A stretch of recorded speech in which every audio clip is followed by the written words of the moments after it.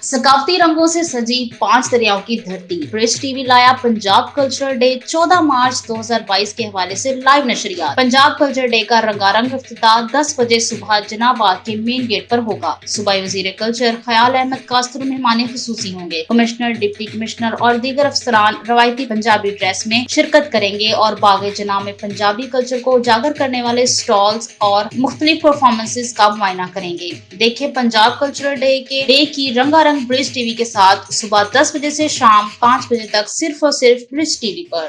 Zahid Iqbal director Faisalabad arts council तुहाडे वास्ते लैके आ रहे हैं पंजाब दे रंग और तुहाडे संग साडे सारियां दे संग।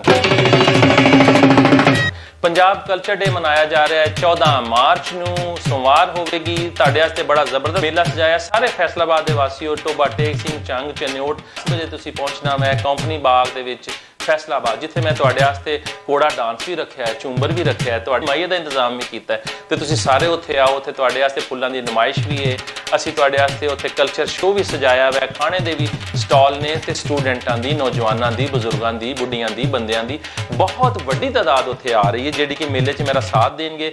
असीं एक खूबसूरत रैली कढांगे। साडे मिनिस्टर ख्याल अहमद कासरो साहब, साडे कमिश्नर जाहिद हुसैन साहब 10 बजे सुबह तो लैके रात 10 बजे तक यह मेला लाई रखांगे। तुहाडे वास्ते मैं बड़ा जबरदस्त program Faisalabad arts council Nusrat Fateh Ali auditorium के जी तरतीब दिता है। तुहानू क्वाली भी सुनने को मिलेगी, तुहानू जुगतां भी सुनने को मिलणगियां। मुश्ताक छीना साहब आ रहे हैं, चिट्टा चोला सीवे दर्जी वो भी तुहानू सुणावांगे, गिद्धे माईए भी सुणावांगे ते लंबड़ां दी माई दी नज़म भी तुहानू सुनने को मिलेगी। 14 मार्च सोमवार नू भुलना नहीं, सवेरे 10 बजे कंपनी बाग फैसलाबाद दे विच ते शामी 6 बजे नुसरत फतेह अली ऑडिटोरियम च मैं तुहाडा इंतजार करांगा।